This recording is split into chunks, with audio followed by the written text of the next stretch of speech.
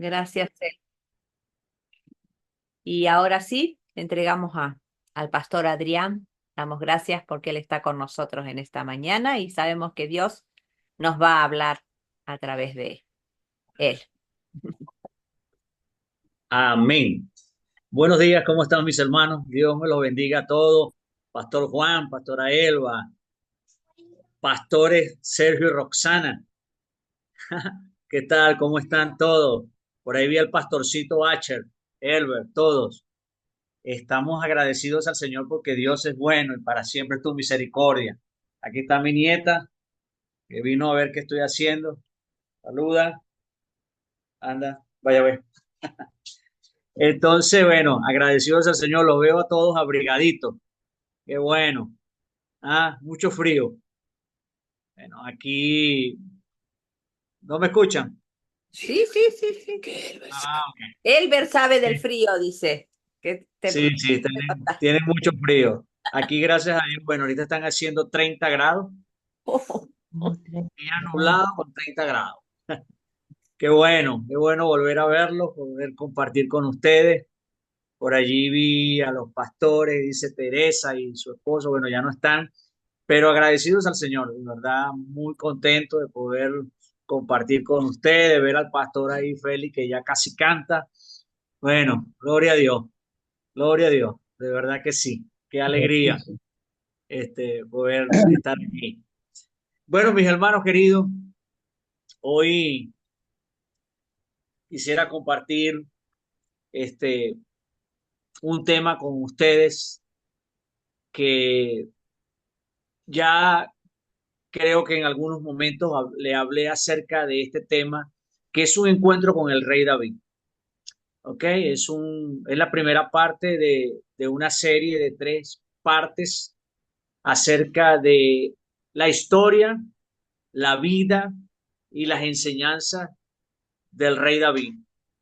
La Biblia, la palabra de Dios, tiene aproximadamente unas 3.000 historias con sus personajes protagónicos, o sea, en otras palabras, unas 3.000 biografías. Y dicen los historiadores que de las 3.000 y tantas biografías que tiene la palabra de Dios, el rey David es el que tiene la biografía más extensa. Dicen que después de la persona de Dios, en la Biblia de quien más se habla es del rey David, de este hombre que tuvo un auge, tuvo una subida, tuvo un esplendor, pero también tuvo una bajada, ¿ok? No vamos a hablar de una caída, pero sí de un descenso en su vida. Y pensar que cada una de esas etapas de su vida, el ascenso, ¿ok? El esplendor y la bajada o el descenso de la vida de David nos llena a nosotros de enseñanza. El personaje de David o del rey David es tan extenso que calcula mucho que, y yo estoy calculando que en el sur de la ciudad de Maracay, donde yo vivo, deben haber aproximadamente unas 550 iglesias. Y dice que cada domingo, por lo menos el 5% de esas iglesias toca un tema relacionado al rey David. Cualquier tipo de tema, porque es una fuente inagotable de enseñanzas bíblicas. Y bueno, hoy quisiera poder compartir con ustedes esta primera parte. Bueno, cuando me inviten de nuevo, participaré con la segunda, la tercera parte para que podamos disfrutar de todo esta enseñanza. Pero hoy vamos a hablar de cómo el rey David fluye en medio de una sociedad complicada, muy complicada, tan complicada que ustedes saben que estaba gobernando nada más y nada menos que el rey Saúl cuando aparece por primera vez David en escena. Y me llama mucho la atención saber que en Primera de Samuel, capítulo 16 que es el pasaje bíblico que vamos a estar leyendo, comienza diciendo de la siguiente manera. Si quiere buscarlo por allí, porque hay movimiento, pero si no, escúchelo, por favor. Primera de Samuel, capítulo 16. Ahí está, digamos así, la primera aparición de David, no como rey, sino como pastorcito de oveja, un pequeño joven de que dicen que tenía aproximadamente entre 14 y 15 años, un adolescente para nosotros en nuestros tiempos. Y dice primera de Samuel capítulo 16, dijo Jehová a Samuel, ¿hasta cuándo llorarás a Saúl, habiéndolo yo desechado para que no reine sobre Israel? Llena tu cuerpo, tu cuerno de aceite y ven, te enviaré a Isaí de Belén, porque de sus hijos me he provisto del rey. Comencemos desde acá, ¿ok? Comencemos este recorrido, ¿ok? O este encuentro con el rey David, partiendo de que ya existía un rey llamado Saúl, que era el primer rey que había tenido Israel. Y ya vamos a ir analizando algunos aspectos de esto, vamos a ir adelante, vamos a ir atrás, pero ubiquémonos en que era Saúl el rey y Dios habla con Samuel y le dice, ¿hasta cuándo vas a estar llorando? ¿Ok? Parece ser que ya Dios le había dicho a Samuel que ya Saúl no era el rey, no iba a ser el rey. Y le dice, y él estaba triste. No solamente que estaba triste, sino que se lamentaba. Ese lloriqueo que dice, ¿y hasta cuándo vas a estar llorando? Es hasta cuándo te vas a estar lamentando de que Saúl ya no es el rey. Entiendo lo que implicaba toda esta situación, lo que implicaba el hecho de que ya el primer rey de Israel había terminado en un fracaso rotundo, en un fracaso muy notorio y que esto traía como consecuencia de que en el entorno político del momento había una situación de que al saber de que el rey era un rey débil, que era un rey que tenía problemas, era muy probable que las naciones de alrededor tomaran o trataran de tomar ventaja de esto. ¿Qué pasó entonces? Después de haberse estado lamentando tanto tiempo, Dios habla con Samuel y le dice, ¿hasta cuándo vas a estar llorando a Saúl cuando yo lo he desechado? Esta palabra es muy importante, muy importante, muy importante, porque la palabra desechar significa menospreciar, hacer poco caso de esa persona, excluir a esa persona o simplemente reprobar. Ya Dios había reprobado, había menospreciado, había excluido y había dejado de hacerle caso a Saúl como rey. Y se lo estaba comunicando a Samuel. Decía, mira, ya deja de llorar, porque con tu llanto y con tu lamento no haces nada, porque ya yo he tomado la decisión de desechar a Saúl como rey sobre Israel. Por lo tanto, ponte de pie, agarra tu cuerno con aceite de la unción y vete al lugar que yo te voy a indicar, a la casa de Isaí, y de sus hijos me vas a ungir un rey porque yo me he provisto de rey. Dios tomó una iniciativa, no solamente desecha a Israel, perdón, a Saúl, sino que se provee un rey. Y más adelante usted se va a dar cuenta por qué esta decisión de Dios, por qué esta acción de Dios de desechar a uno y elegir a otro, de menospreciar a uno y proveerse de otro, de excluir a otro y incluir a otro, de reprobar a uno y aprobar a otro. Es un tema bien interesante porque resulta y pasa que a nosotros nos han enseñado mucho y desde la escuela dominical ha sido así, nos han enseñado que Dios estaba molesto con Israel porque Israel había pedido rey. Y Dios no estaba molesto por eso. Eso ha sido algo que nos han enseñado. Dios no estaba molesto con eso, porque ya Dios le había dicho a Israel que un día iban a tener rey. Dios se los había anticipado. Se los anticipó 400 años antes. Dios sabía que un día Israel iba a pedir un rey, iba a tener un rey. Dios lo sabía, que los jueces no iban a gobernar para siempre. Y entiendo la tristeza de Samuel al entender que estaban poniéndolo a él a un lado para poner a un rey. Entiendo la tristeza, pero Dios lo tenía todo previsto. Y yo quiero leer ese pasaje. Quiero leer ese pasaje para que nosotros podamos ver, voy a leerlo por acá, para que nosotros podamos ver qué fue lo que pasó allí y podamos entender que no ha sido tan como nos han enseñado por muchos años, que Dios estaba molesto porque habían elegido rey. Fíjense lo que dice Deuteronomio capítulo 17 desde el versículo 14 al 20.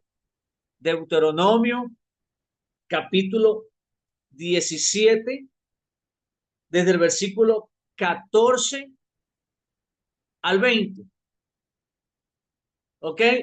Fíjense acá lo que dice, versículo 14. Cuando hayas entrado en la tierra que Jehová tu Dios te da y tomes posesión de ella y la habite y diga, pondré un rey sobre mí, como todas las naciones que están en mis alrededores.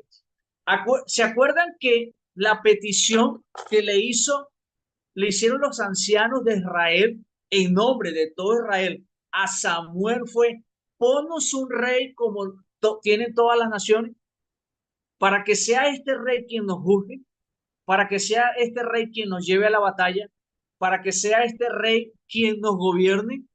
Pues ya Dios, el Señor, le había dicho a Israel 400 años antes que esto iba a suceder. Versículo 14, cuando hayas entrado en la tierra, ¿ok? Que Jehová tu Dios te da y tomes posesión de ella y la habites y diga, pondré un rey sobre mí como todas las naciones que están en mis alrededores, ciertamente le dice Dios, pondrás por rey sobre ti al que Jehová tu Dios escogiere. He aquí donde está el gran problema de este asunto. Al que Jehová tu Dios escogiere de entre tus hermanos, pondrás rey sobre ti. Vean este detalle tan importante. A nosotros siempre nos dijeron, no, y nos han enseñado, y a veces enseñamos, Dios estaba molesto porque lo rechazaron a él, y ciertamente Dios me dice, me han rechazado a mí. Pero ya les voy a contar en qué consistió el rechazo que le hizo Israel a Dios. ¿En qué consistió verdaderamente el rechazo? Ya Dios se lo había dicho. 400 años, dicen los historiadores de la Biblia o los conocedores de la Biblia, que transcurrieron desde esta palabra de Deuteronomio 14 a la palabra de Primera de Samuel 8, donde Israel pide rey. Donde Israel pide rey. ¿Y qué sucedió entonces? Tranquilo, Dios, sabiendo que ese tiempo iba a llegar, le dijo a Samuel, tranquilo, no hay problema, ponles un rey. Porque ellos, y no estés triste, ellos no te han desechado a ti, sino que me han desechado a mí, me han excluido a mí. Y Dios no estaba, como les dije anteriormente, Dios no estaba molesto porque habían escogido tener un rey. A Dios lo que verdaderamente lo hizo sentir incómodo con esta situación, o quizás utilicemos también otra vez la palabra molesto, es que escogieron un rey equivocado en el tiempo equivocado. Eso fue lo que pasó. Y fíjense, hay algo bien importante. Y vean este detalle. ¿Dónde fue que ellos excluyeron a Dios en todo esto? En que ellos eligieron su rey. En ningún momento usted va a buscar en la Biblia que ellos ayunaron como nación para escoger al rey, que ellos fueron delante de la presencia de Dios y le dijeron, Señor, muéstranos tú el rey, que ellos hicieron una petición especial, hicieron un culto especial, hicieron algo que fuera representativo de ir delante de Dios y que fuera Dios quien decidiera por ellos, sino que fueron ellos los que decidieron. En ese momento, ellos estaban rechazando al Señor. O sea, en otras palabras, se olvidaron de estas palabras que Dios le había dicho en Deuteronomio.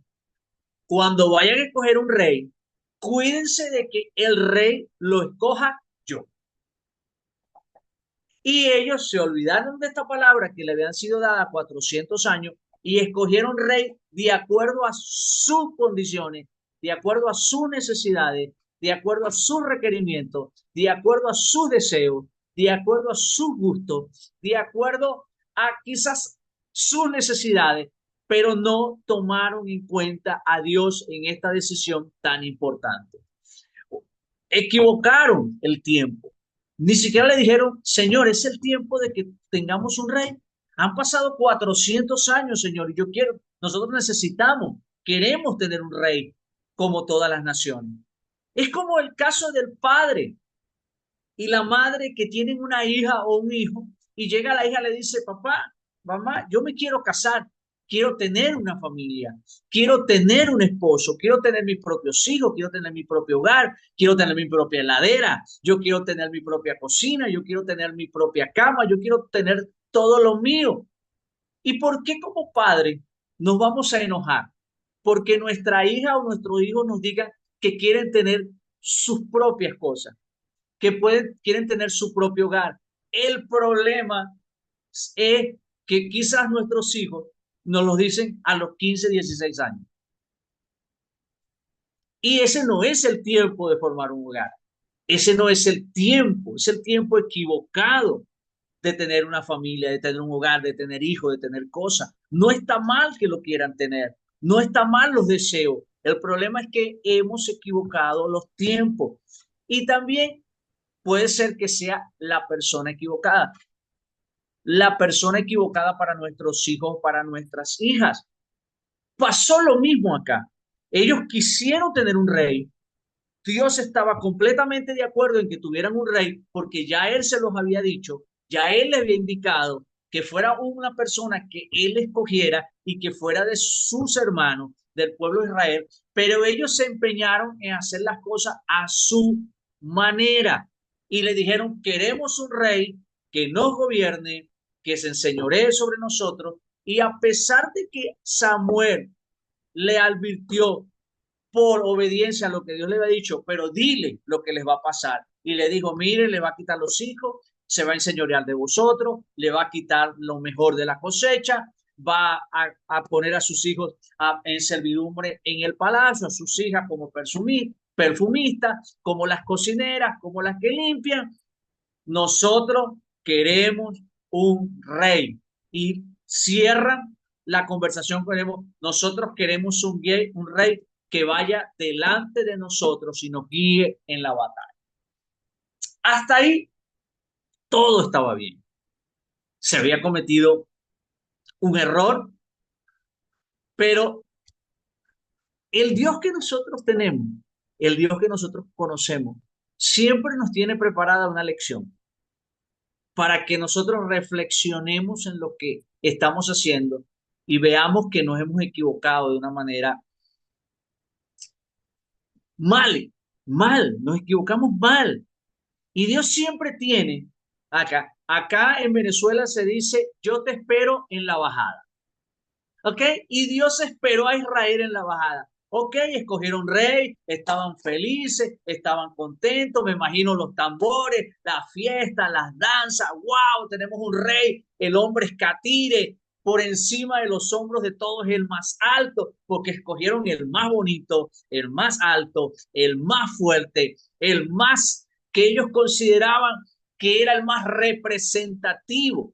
No solamente era que tenían un rey, sino que ellos podían agarrar ese rey y mostrárselo a las naciones que estaban alrededor. Mira el rey que nos gastamos.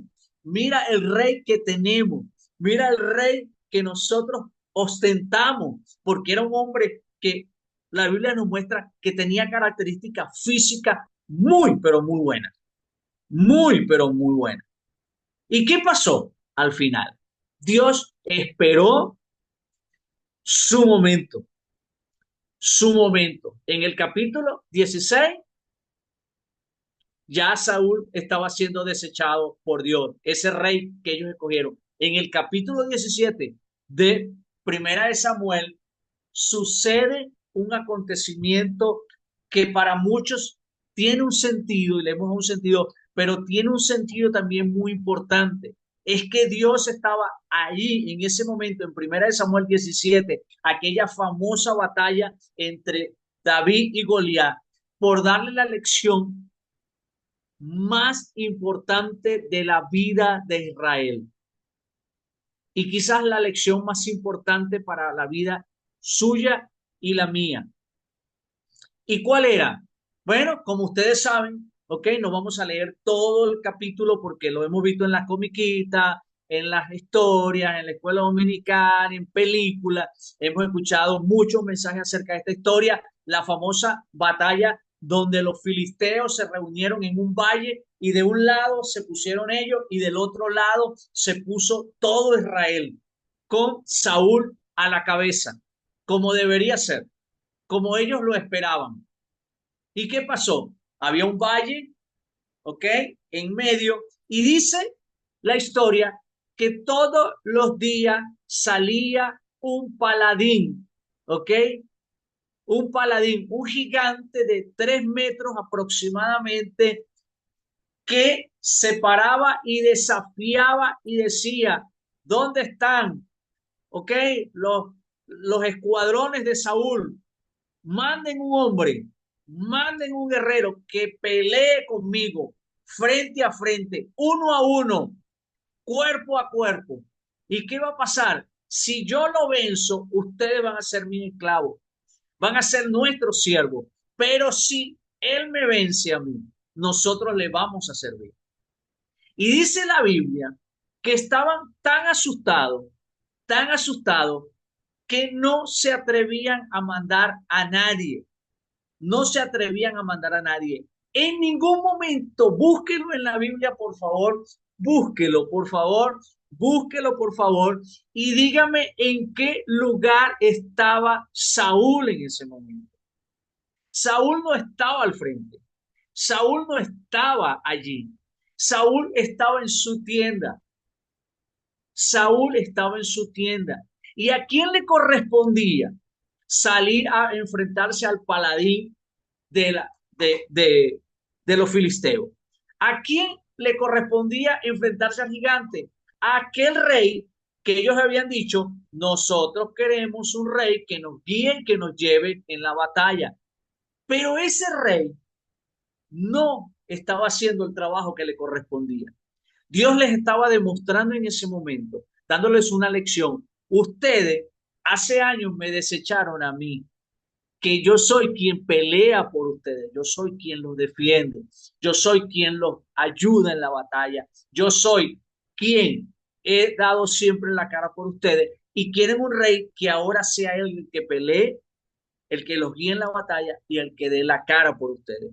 Ahora, aquí está, pues, como que me imagino al Señor sentado en primera fila con un pote de pochoclos ahí viendo la batalla, esperando que saliera Saúl, el rey que Israel había escogido, por el cual habían desechado la guía y la dirección de Dios para enfrentarse a Goliat. Pero como ustedes saben, esto no sucedió. Esto no sucedió. Al contrario, ¿qué hizo Saúl? Ofreció recompensa. Ofreció, primero, le voy a dar a mi hija al que lo venza. No, no le convenció la hija. Bueno, le voy a dar riqueza al que lo venza. Tampoco convenció a nadie. Pues le voy a dar que la familia del que lo venza no pague ningún tipo de impuesto. Y aún así no hubo nadie que se levantara de entre el pueblo de Israel a pelear, a luchar contra aquel hombre. Dios le estaba mostrando y estaba viendo que el hombre que ellos habían escogido en el tiempo equivocado no era el indicado. Pero, como ya ustedes saben, lo que sigue en la historia y cómo termina esta historia, aparece nada más y nada menos que David. En ese momento, David ya había sido ungido como rey, pero él no sabía todavía que él iba a ser el rey de Israel. Nadie lo sabía, ni su padre ni sus hermanos. Solamente dos personas sabían, Dios que lo había mandado a ungir, lo había escogido, y el profeta Samuel, que lo había ungido como rey. Nadie sabía y él se presenta en el campo de batalla simple y llanamente a saber cómo estaban sus hermanos y a traerle comida a sus hermanos. Y se encuentra con esta situación donde él al final tiene que salir a dar la cara como tenía que hacerlo un verdadero rey, como tenía que hacerlo el rey que era el que habían escogido y no lo estaba haciendo y al final sale y vence al gigante. Y esta historia no se trata simple y llanamente de la pelea, la lucha, la batalla, el enfrentamiento entre un gigante y un David pequeño, débil, sin alma, sin estrategia de guerra, sin preparación de guerra, como nosotros lo hemos estudiado y lo hemos visto. Aquí se estaba dando por detrás la lección más grande que Israel podía ver. Fíjense, ustedes escogieron el rey y el rey le falló. Ahora yo les voy a mostrar cómo actúa el rey que yo escogí. Porque este rey, la Biblia dice, porque yo me he provisto de rey. Yo lo escogí. Hay una diferencia, hermano. Y he aquí la gran lección que tenemos que aprender cada uno de nosotros. Hay una diferencia cuando Dios hace las cosas y cuando nosotros hacemos las cosas. Hay una diferencia cuando nosotros edificamos un hogar y cuando Dios edifica el hogar. Hay una gran diferencia cuando nosotros edificamos una ciudad, cuando nosotros hacemos una carrera, cuando nosotros hacemos un negocio, cuando nosotros fabricamos, hacemos, construimos, edificamos lo que nosotros queramos hacer. Y una cosa es cuando Dios verdaderamente tiene las manos en todo los asuntos de nuestras vidas. Dios les estaba demostrando a ellos, ok, no está mal que tú tengas un rey, pero yo quiero que ese rey, ok, escogerlo yo, que me tomes en cuenta en esa elección, porque yo voy a elegir siempre el mejor rey para ti. No es malo, y vuelvo al caso de la familia, no es malo, hermano, que nuestros hijos estudien. No.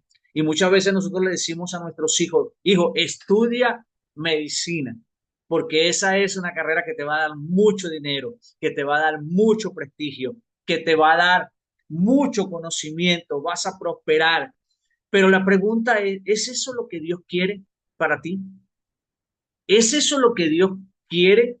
Hijo, vete a Europa, viaja, sal, haz lo que tú quieras. Y nosotros queremos lo mejor, pero es eso y es el tiempo de Dios lo que tú estás queriendo hacer.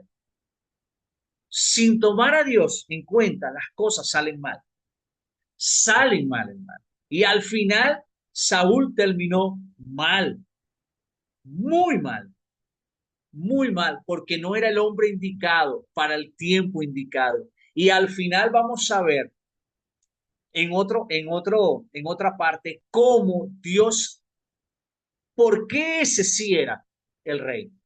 ¿Por qué David sí era el rey? ¿Cuáles eran las características que Dios vio en el corazón de David para ponerlo como rey? Y si las cosas hubiesen sido muy diferentes, las cosas hubiesen sucedido diferentes si ellos hubiesen esperado el momento y Dios se hubiese puesto a escoger el rey que él quería para Israel. Hermano, Nosotros somos precipitados, nosotros a veces nos aceleramos y se nos olvida que verdaderamente Dios está con nosotros. Dios está con nosotros. Hay un pastor acá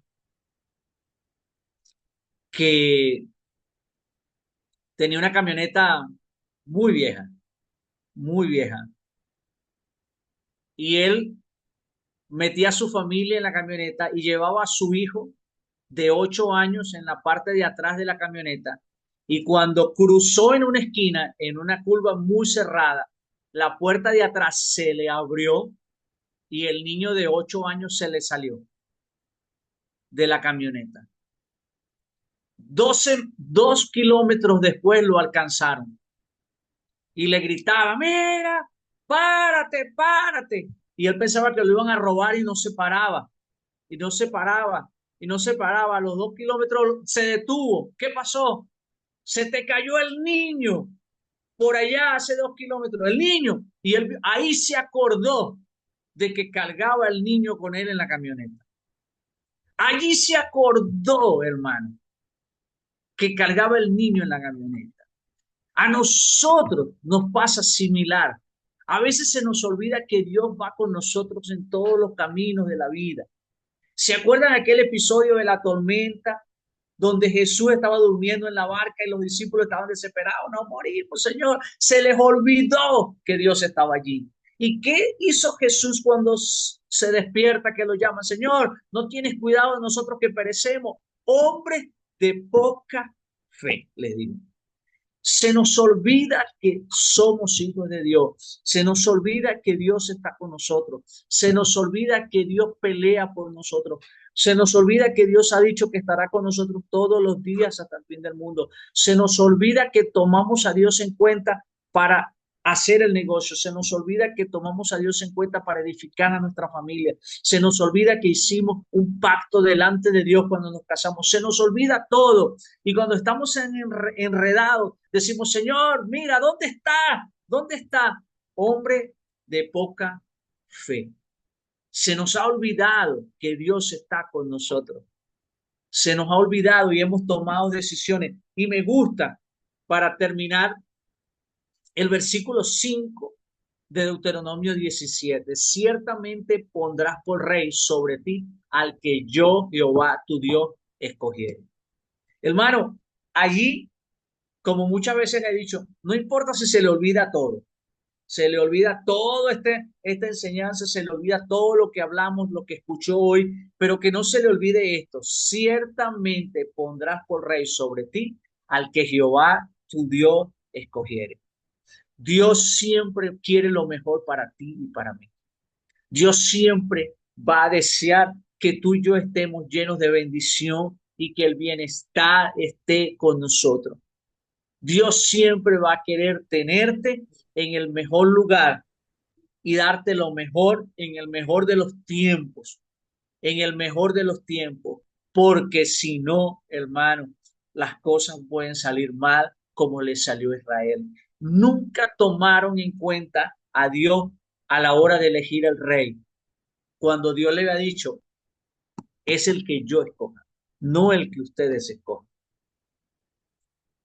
No es el que ustedes escojan, el que yo escoja. Y dejaron afuera a Dios y lamentablemente van a ver todas las consecuencias de lo que trajo esta situación en la vida de David, en la vida de Israel.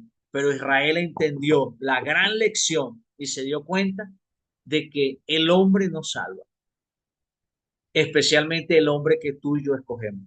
Quien al final salva es el Señor, para la honra y la gloria de nuestro Dios. Hermano, consultemos a Dios, consultemos al Señor. Siempre estemos pendientes de lo que Dios quiere para nosotros y que es lo mejor para nosotros. Aunque parezca que fuera contrario, aunque parece que fuera algo descabellado, nosotros como padres siempre vamos a querer lo mejor para nuestros hijos, ¿o no? ¿O no? Cuando le vamos a comprar un par de zapatos, escogemos los mejores zapatos, lo que nosotros consideramos que es lo mejor para ellos, para que sus pies estén bien y se los ponemos cuando están pequeños y le decimos, camina, ¿cómo te sientes? ¿Te sientes bien? ¿Te molesta? ¿Te aprieta? Esto, si me molestan aquí, denme uno más grande. Quiero lo mejor para ti, para que estés cómodo, para que estés feliz, para que estés chévere. No, pero es que a mí me gustan estos, pero eso te aprieta. Y muchas veces nosotros como hijos decimos, no, yo me quiero poner son estos. Y al final, esos que tú te quieres poner terminan haciéndote la vida imposible cuando caminas, porque fueron los que tú querías y no los que consideramos que hubiese sido lo mejor para ti. Hermano querido, Dios siempre quiere lo mejor para ti y para mí. Y yo sé que vemos gente grande aquí reunida, hombres y mujeres que tienen experiencia pastoral, que han batallado en el ministerio y que saben y entienden muy bien de lo que estoy hablando. ¿Cuántas veces hemos tomado decisiones equivocadas y hemos dejado a Dios de lado y no nos hemos dado cuenta de lo que Dios quiere para nosotros? Pero también como pastores nos hemos dado cuenta de que yo puedo decir, el 90% de la gente que forma parte de nuestra iglesia llega a nuestras iglesias afligido, emproblemado, maltratado, herido, porque tomaron decisiones equivocadas y dejaron a Dios de un lado.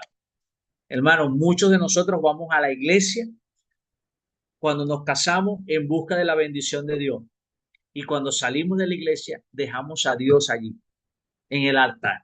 Fuimos por su bendición, no fuimos por el Señor. Decimos, Señor, bueno, ya me diste tu bendición, ahora voy a vivir mi vida, ahora voy a hacerlo a mi manera, ahora quiero hacerlo de la forma en que yo considero que es lo mejor. Y nosotros sabemos cuál han sido y serán los resultados que siempre van a pasar cuando tomamos ese tipo de decisiones. Hermano querido, ¿está malo que tengan rey? No. Yo les dije a ustedes que un día, cuando entraran a la tierra prometida, que yo les daré y digan, quiero tener un rey sobre mí. La Biblia dice, ciertamente pondrás por rey sobre ti al que Jehová, tu Dios, escogiere de entre tus hermanos. Y después le pone un grupo de condiciones más para que ese rey, y se van a dar cuenta que Saúl no, nunca y no era ese rey. Por lo tanto, hermano querido, que hoy, bueno, Dios nos ayude a seguir tomando decisiones acertadas, pero por sobre todo decisiones acompañadas de la aprobación de Dios, la aprobación de Dios. Y ya, cuando tengamos otra oportunidad, ¿ok? Cuando Elba me dio otra oportunidad, que siempre predica, cuando Elber me dio otra oportunidad, cuando la pastora, cuando el pastor Juan, ahí todos me den otra oportunidad, vamos a compartir qué era lo que Dios estaba viendo en ese rey que él quería. ¿Qué es lo que Dios busca en un rey que él quiere? ¿Qué es lo que Dios busca en una persona que él escoge? Y vamos a aprender muchas otras cosas más, pero por los momentos aprendamos a no dejar a Dios afuera de todas y a cada una de nuestras decisiones. Dios los bendiga. Un gusto. Gracias, Pastor Adrián. Amén. Qué bueno, ¿no? Que realmente podamos buscar al Señor para cada una de las decisiones que tenemos que tomar, ¿no? ¿Mm? Qué Y ahora importante. ansiosos de saber cómo continúa. Ah, bueno. El Ya, siguiente capítulo. ya lo vamos a tener pronto, el segundo capítulo. Segundo Continuará. capítulo. Vamos a esperar, vamos a Siempre esperar. nos pone eso. Otra que la novela turca. Es una novela venezolana, no turca. Venezolana, una serie, una serie. Una serie venezolana. Le ganó a la turca. Bueno, damos gracias al Señor por su palabra, por Amén. el pastor Adrián, por cada uno de nosotros que en esta mañana pudimos estar juntos. Y bueno, que el Señor siga guiándonos. Vamos a terminar con una oración. Y voy a pedir a Roxana que ella tenga una oración para terminar en esta mañana. Amén. Gracias, papá. Gracias por este momento, por este tiempo compartido. Gracias por el privilegio, Señor, de ser tus hijos y por el privilegio de compartir esta reunión, de llenarnos de tu palabra. Bendecimos al pastor Adrián y a cada una de las personas, Señor, de los hermanos que estamos aquí reunidos. Gracias, Señor. Gracias por usar su vida para traernos palabra de vida, Señor. Y gracias por usar la vida de cada uno de nosotros para poder ser un canal de bendición para otros, Señor.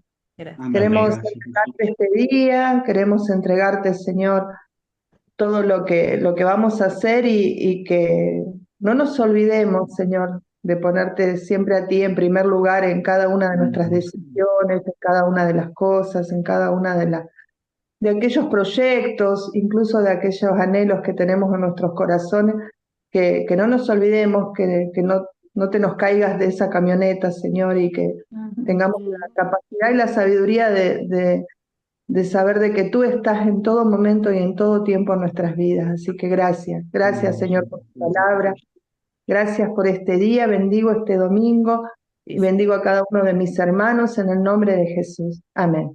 Amén. Amén. Amén. ¿Cómo? Saludos, dice el pastor Félix, saludos a la iglesia allí en Venezuela. Amén, amén, amén. A Débora, un beso Ahora- grande. Sí, ahora predicás allá. Ahorita tenemos ya, comienza el servicio a las 10:30, tenemos la Santa Cena y luego voy a predicar este mismo mensaje. Oh, qué lindo. Que el Usted Señor usted tiene la primicia, sí. te siga usando y bendiciendo. Cariños a Amén, Débora amén. también y a la familia allí y a la Con iglesia. mucho Bueno, gusto. que tengan un hermoso domingo, que el Señor les bendiga. Gracias. Y chao. Amén. Dios te bendiga. Cuídense Chao. mucho. Bendiciones. Chao. Bendiciones. Abrazos. Chao. Bendiciones. Chao. Y démele saludo a Trini. Le damos Ah, bueno. Sí, no sé qué le habrá pasado esta mañana. Chao, chao. Chao. Adiós. Chao, chao.